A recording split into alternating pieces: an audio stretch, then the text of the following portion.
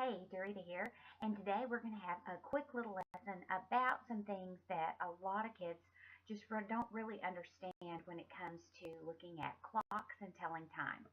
And so here we've got a little clock to look at. And what's really cool about this is that you can turn the hands and see just how to tell time on a regular, we call this an analog dial. And so what we're going to do is, first of all, we're going to look at it for just a minute. We need to know, first of all, that there are 60 minutes in every hour. And that's very important when it comes to some terms that we're going to use later. So if you look at this clock, the red hand represents the hours and the blue hand represents the minutes.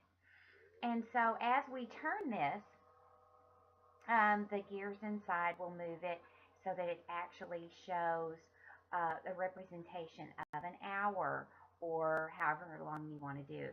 But anyway, what I want to do real quick is to put it back here because this is going to help a lot whenever we're discussing some terms. We often talk about hours in fractions. And a lot of times kids don't really get that. And so we need to make sure that we understand exactly what these fractions are. And the cool thing about clocks is that you can have a lot of different fractions. In fact, every single number that's on the clock actually represents 1/12 of an hour. And if you think about 12 times 5 equals 60, then it just makes sense that every 12th of an hour is 5 minutes. So as we count, this would be 5 after, and then we go to the 2, and that would be 5 more minutes, which would be 10, 5 more minutes, 15, 5 more minutes, 20, 5 more minutes, 25, and all the way around.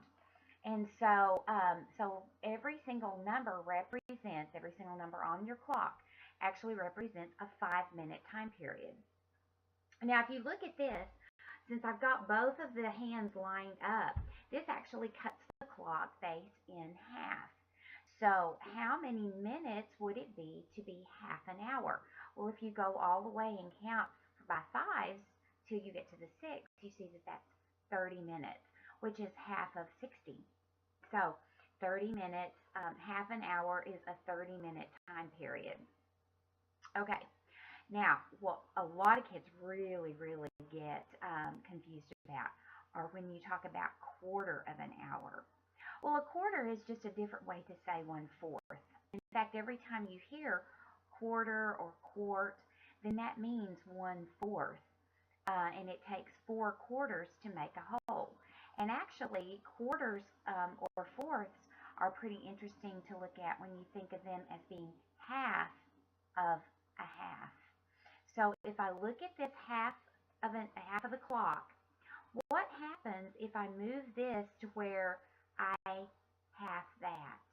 Well, half of 6 is 3, and half of this half actually would look like this as a fourth. And so a quarter of an hour represents 3 numbers on the clock, and since each number represents 5 minutes, that's 5, 10, 15 minutes. So a quarter of an hour is a 15-minute time period.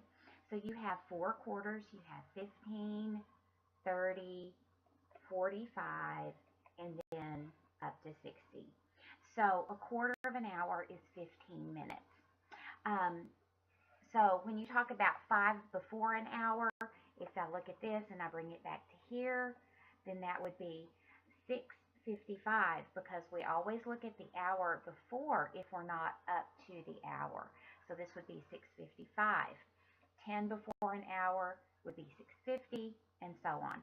So that's real, when you're talking about that.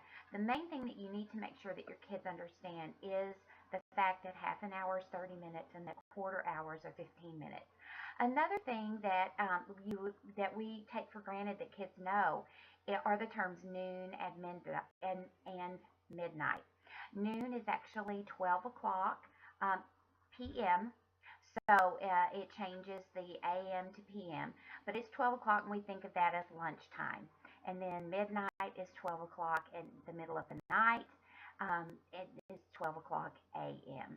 So those are just some terms that sometimes kids, we think that they know, we think that they'll pick up and that they just understand, but they really don't. So I hope you enjoyed this video. We're going to be doing some elapsed time in the next video, and so I hope you'll tune in for that. And please subscribe to my channel, and stay tuned for different videos with different math topics. It is my mission to help math make sense. I want kids to make math make sense. So please join me again, and I will see you on the next video. Thanks a lot.